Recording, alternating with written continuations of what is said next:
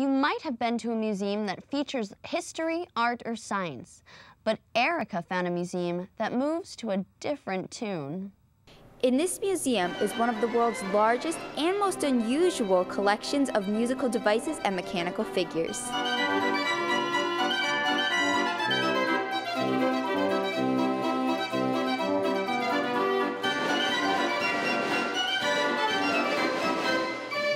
Myrtle Guinness was the person who collected all these objects. There were over 750 mechanical musical instruments and automata. So what exactly is an automata, and what is a mechanical musical instrument, and what's the difference between those two? Okay, an automaton is an animated figure, a person, or an animal. And the word automaton comes from the Greek automatos, self-moving. So that helps to explain it a little bit. A mechanical musical instrument is really a regular instrument that operates automatically. Mr. Guinness's wish was that his entire collection go to a museum like this one when he died. He wanted the public to be able to enjoy it as much as he had. Of course, with such a huge collection, not every item can be displayed at once. Right here in this exhibition, we have about 150 objects on view. Well, mechanical musical instruments and automata really were created for entertainment. You have to think back to before iPods and CDs and radios, and now we have music everywhere. There was a time when people, if they wanted music, they had to play it themselves or they had to sing songs.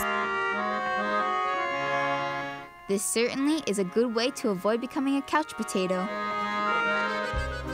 The characters that you can find in the world of 19th century automata are just vast and amazing. We've got entertainers like musicians, gymnasts, magicians, cooks, and teachers, seamstresses. We have animals, crocodiles, and we have lots and lots of monkeys that are dressed up like little aristocrats from the 18th century. So it's a just vast subject matter.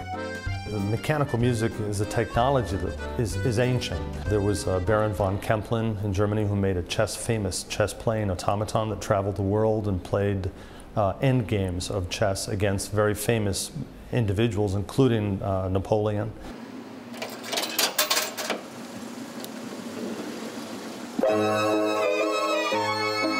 This violin-piano combination is just incredible, and one of my favorites.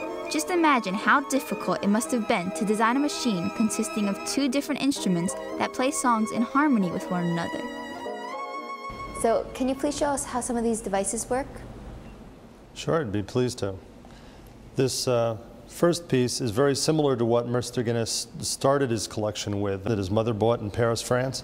It's a pop-up singing bird that you move the little lever to the side.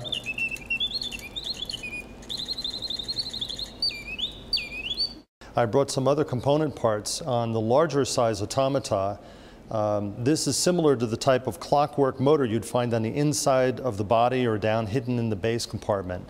There's a spring-driven motor that you'd wind up, and the governor would control the speed, and you'd have different shafts turning cams. And these cams are cut pieces of brass that show different profiles. They actually control the animations, whether the head turns from side to side, the arms move. I brought a few different component parts from automata, including this head, which shows you to a certain degree what the animations are. Simple linkages on the inside that when pulled by the cams and levers down below makes the eyelids blink. Then on a comb of a music box, typical Swiss music box, this is a similar, an old original comb in sad shape that doesn't have the rest of its box now, but it shows you the individual teeth, much like the keyboard in a piano. The smaller ones are the treble, the very high notes, and it goes down to the bass notes, which actually have added weights on the bottom to get down deep, low notes. And these teeth are actually plucked by a rotating cylinder. And here's an example of a cylinder with very fine steel pins that hold the musical programming. This is a typical Swiss cylinder music box made about 1865 in Switzerland, Geneva, Switzerland.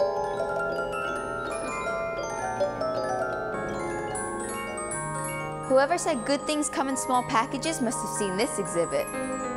We're very proud because to see a collection of this caliber, this wonderful, this kind of depth, you'd really have to go to Japan or Europe. But it's also a fantastic way to learn about the past. These are really like time capsules. They're windows onto another time, and they help us to understand how people in the past experienced, listened to, loved music and animation and had it in their very own homes. With more than 150 musical machines in here, I could keep myself entertained all day long. For Teen Kids News, I'm Erica.